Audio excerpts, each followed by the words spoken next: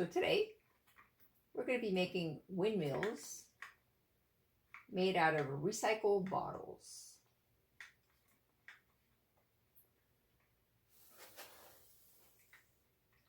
So what you will need: a recycled bottle,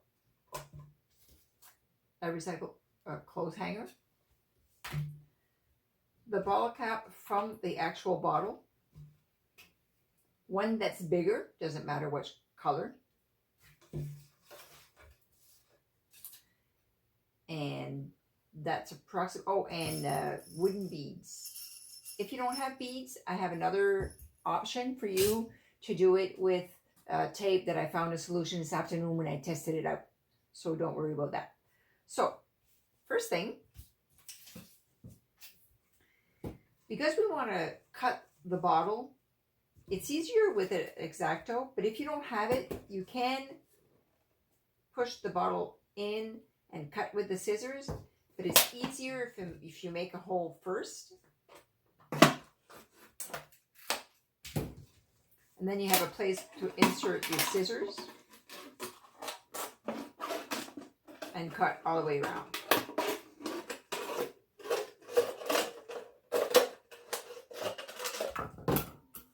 Don't throw that out because we are going to use it after to make a shaker. Okay, so first thing, you take the bottom part out. First step. Second step, you have to cut to do all the petals of the flower, let's say. So to do that, sometimes I'll put myself a line, because you don't want to cut it right directly to the cap. You want to cut it to where it starts turning in. So I'll put myself a guide. And sometimes with the smaller kids too, I do the same thing, because they could do this next part, they can do it. They can cut with their little scissors to get, but it's easier if they have a line where they can stop. Now, I just did it with a Sharpie, but if you do it with a dry erase, you can just erase it afterwards. I just did it with a Sharpie because that's what was there. So now you have to cut your slits, and you cut down to where the line is. So you can go around and cut all the way around. So this one, I did it a little bit wider. You can make them smaller. It's up to you. You can even make two small ones, one big one, one wider one, two smaller ones, one wider. It really doesn't matter. Whichever way you do it, it's going to look nice. So you cut them all the way.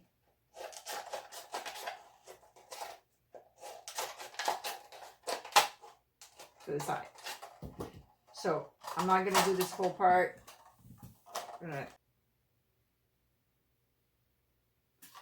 So this one's all done. So the first step is to take the bottom out. Second step, to cut all the way around. Third step is to open it up. So when you do open it up, you can't just open it and then let it go, because it's going to come up again. So you got to open it and press down with your two fingers, one inside, one out, so that it stays open.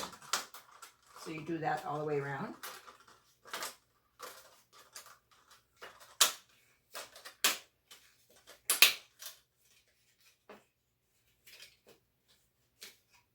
Okay, so now you have it all the way around. Then you have to do the finishing at the end. So this one, again, I did some finishing that was like pointy. So you can decide what you would rather. I'm going to try to do it on the black so you can see. So you can do it rounded or pointy.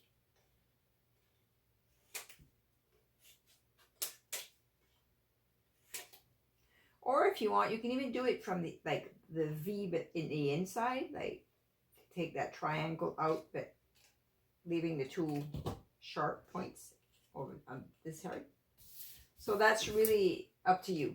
It's gonna all be different, and that's fine. Like everybody's windmill is gonna be different. So the next step is to decorate it. Add some color. So for the color, there's different ways you can do it depending on what you have at home. The best way is a permanent marker, like a Sharpie. But I did different tests, and there's different possibilities to do it. If you don't have any permanent markers and you only have Crayola markers, you can, but it's gonna be more like if you can't, you won't be able to put it outside. So if you put it outside, as soon as it'll rain on it, it'll wash it off. Example, if I take this wet cloth and I take this part, this is Crayola, it wipes right off. And also, if you have damp hands and you touch it, it's going to dirty your hands. So the Crayola, if that's the only thing you have, you can decorate it with it. It'll give you color, but it'll be more, you'll want to use it in the house to play with, not outside in your garden or in your flowers. So the other thing that I tried is acrylic paint. The acrylic paint that I tried was like 2 different kinds, the dollar store one, and then also the acrylic that's more the Craft Smart or the Americana.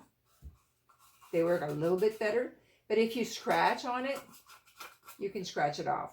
But that would be a little bit of a better option than the Crayola, because at least when you're playing with it, it's not gonna like dirty your hands. So the other options is the Sharpies, the permanent marker, which is here.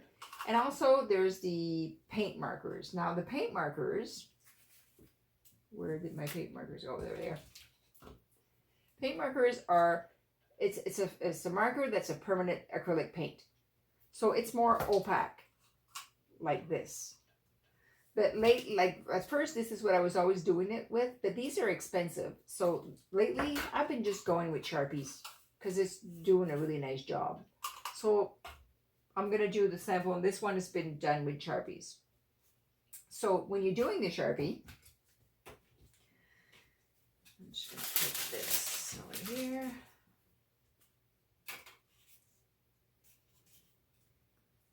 Let's say if we do this part in blue.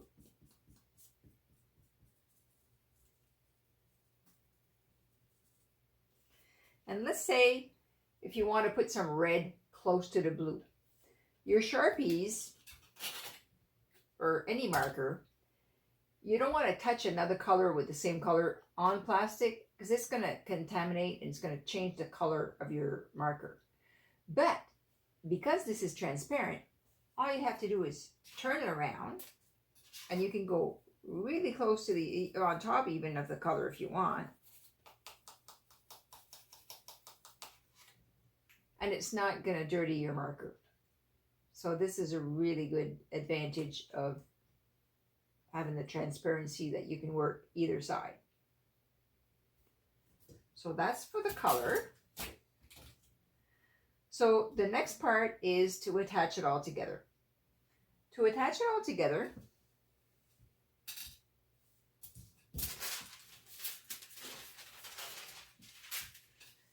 you're going to want your caps, the cap from the bottle and the larger cap, you're going to need to drill holes in them. You want to drill the holes bigger than the hanger that you're going to put through it. So first you're going to put the cap onto this bottle here. And then the bigger cap goes inside. So this next part, it's with the glue gun.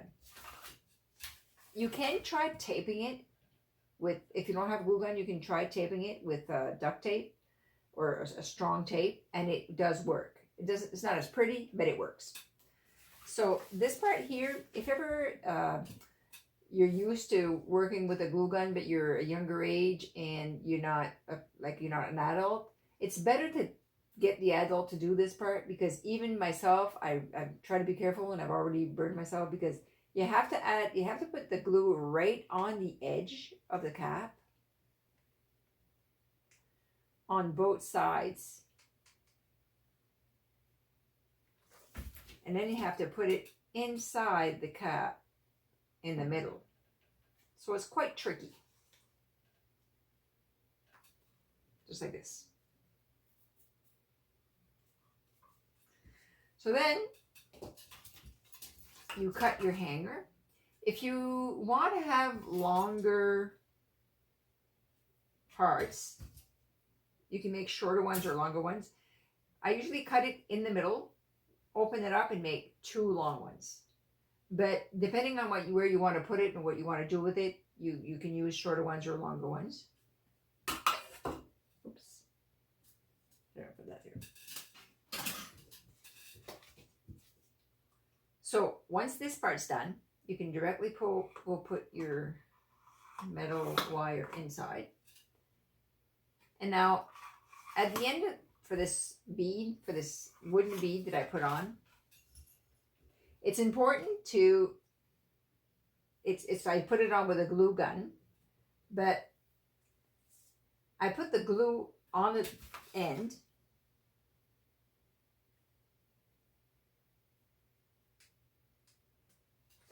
And then bring the wooden bead right up to it. You don't want to have the glue on this side, because this is the side where it's going to be onto, here, I'm going to put this one because that one is not dry. This part is onto the plastic. If the glue's on that side, it's going to stop it from turning. So it's really important to have the glue on the outside, not on the inside. And then you need another one at the other end. Some are bigger than others. I'm just going to make sure this one fits. And again, no glue on the inside, but on the outside.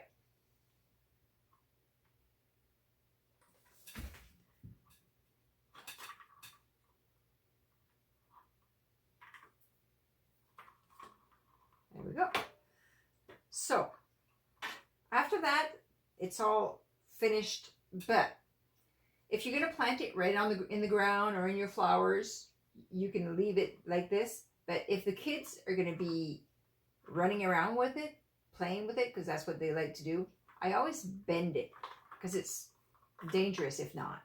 So when I do a class with a whole bunch of kids, I always do it, and then I explain to the parent that when they get home, they can open it up and put it on the ground, in the ground if they want it, but I always bend it so it's less dangerous. Now the last part, right now, if I blow on this, it won't really turn. You have to bend these at about a 45-degree angle all the way around.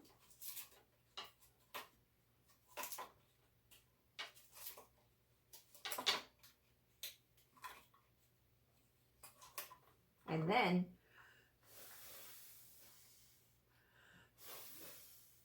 it's going to turn. So, and they can, when they walk around with it, it's going to do the same thing. So I'm just going to show you with this one.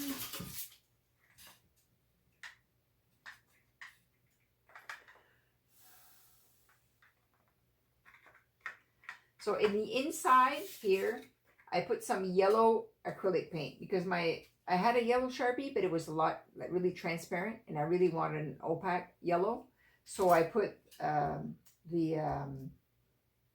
actually I think it was a dollar store one. It wasn't even the better one. It's like, but because I'm not manipulating it inside here, it's going to be fine.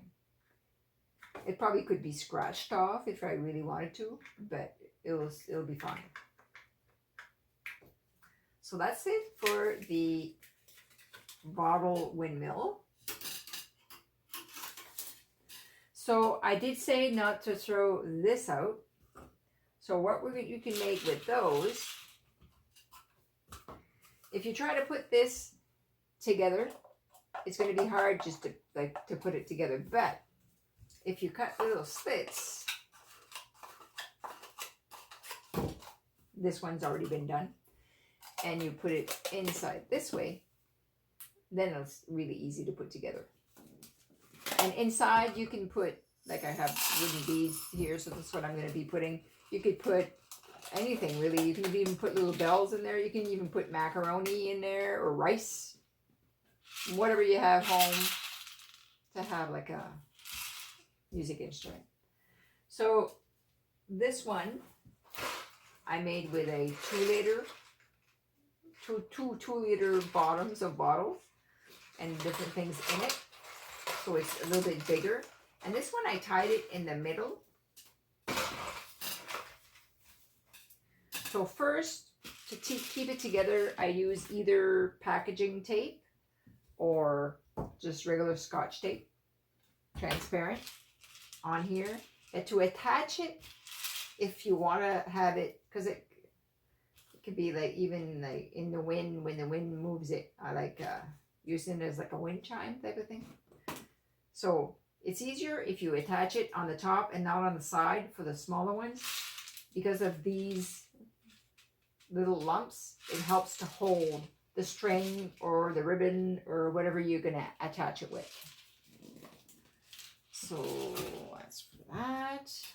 Now, so because I knew it wouldn't take a long time to do this part, I did 2 or 3 other ones, so that you would be able to, and if you don't have, like if you don't have a bottle, or if you just want to do an extra project. So I'm just going to reach in here. So this one I did with some Keurig. So coffee Keurigs. Empty the inside, clean them out. I punched the holes with a hole puncher, just a single hole puncher, to be able to put the straw through it.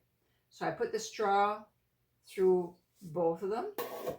I used a pencil inside and a toothpick.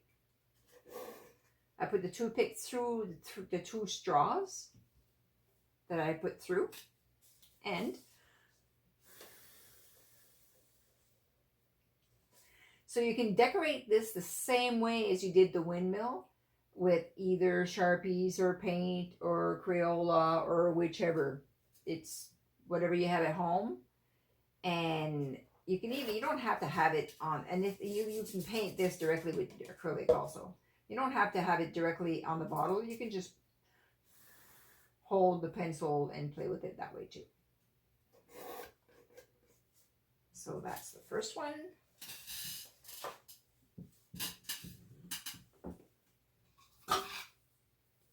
I also did one with yogurt containers. Oh, I have one that turned. And you can paint these also, decorate them with Sharpies or whichever. So the way I installed this one is, I just put, because I found that the straws were really like flimsy, so I decided to use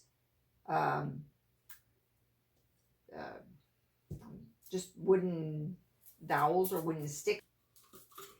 And for inside here, I taped these just with regular masking tape, Scotch tape, and then on the inside I just put a wooden bead, so that when it holds, like there's a hole in the bead, so it just sits on a surface. So it could be even sitting on like a cap or something else. Use whatever you have at home and have fun. And then you can decorate this again the same way that you decorated the windmill with the water bottle or with the Keurig. You can do the same thing. And the last one is, in case you don't have any yogurt containers or Keurig containers or plastic bottles, and you still want to do it, I also made a sample in just with paper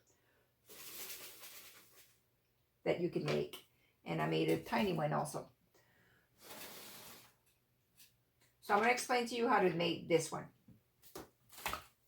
So for that, you need a square piece of paper. So for the square piece of paper, right now this is like an 11.5 by 8. So what you do is, if you fold your paper to have it on the corner over here and along on the side, This automatically is going to give you a square.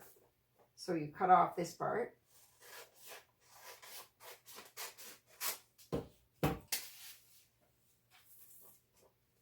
And it gives you a square.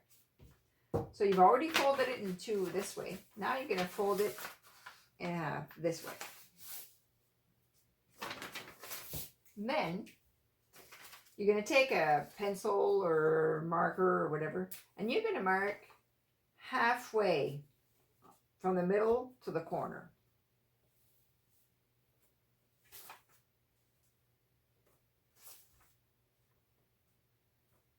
Approximately.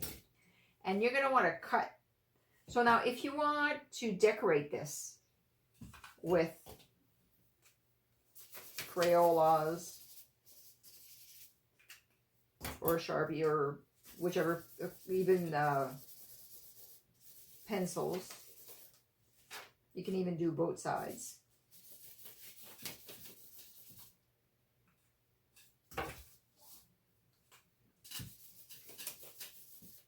I just did this quickly. You could take your time and do something really fancy, but I just want to show you quickly. And then you cut to where your mark is, the halfway mark.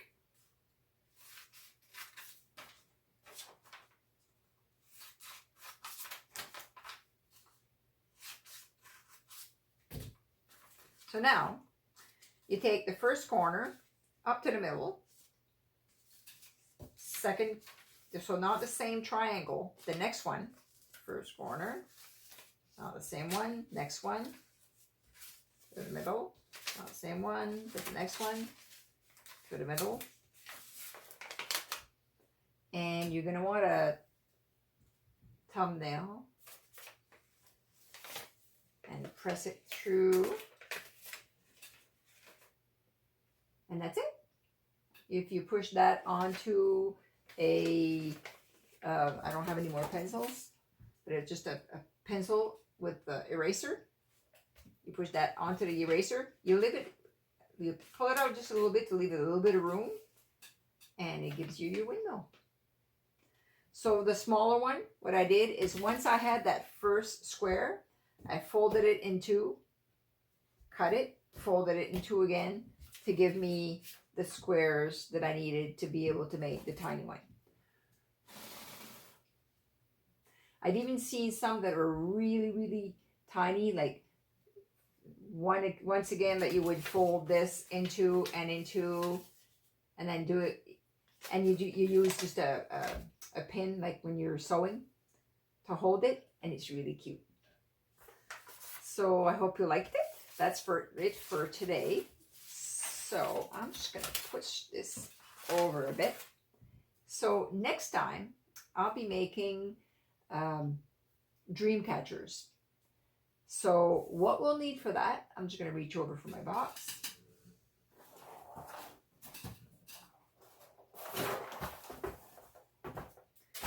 We'll be doing some really simple ones for the smaller kids by just emptying the middle of this paper plate, foam plate, but you can also use a paper plate, or you can just use a cardboard, just a regular thin cardboard also, or a thicker cardboard. It doesn't matter. And we're just going to put some yarn and do a simpler one. But we are also, and you adults, that you're going to like this one, I think. We're going to make some with wood. So all the dream catcher, the spider web type of web is all going to be in the middle. It's going to be really nice.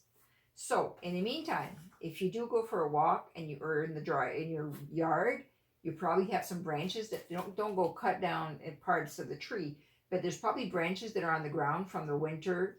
And as long as you have like a V, even if you only have 3 branches, we could attach all 3. But this is a really nice one that's like strong enough, and then the other part will add on top. And I'm also going to be making a bigger one out of a hula hoop. So a big dream catcher out of a hula hoop. I'll have one made so you can see, and I'll also show you how to make it. So that's going to be really interesting. So if you have feathers, you might want to add feathers to these dream catchers, and different beads, different sizes. So just so you know, to start to gather some stuff for next time. So I'm trying to think to see if there's anything else. Oh, another thing. For the yogurt ones, there's another way to attach these two pieces of wood together to do that part. So I just wanted to teach you that at the same time at the end. So if I take a string and I go on my piece of wood and I attach it this way, this is also gonna come handy next time for the technique over there. So I like teaching it in advance. And I did like the first knot of your shoelaces, so once and then twice again, so that it really stays on there. And I try to center it, and then I put the other stick on top, hold them together, approximately in the middle.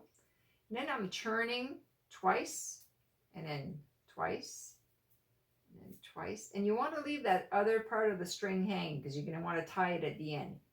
So again and again, and then leave pieces at the end so you can tie it together.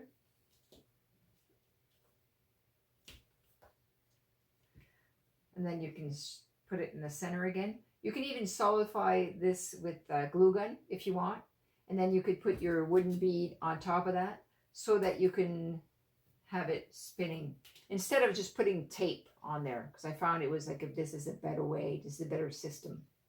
So I wanted to show you that. Okay, I hope you liked it. See you next time. Bye.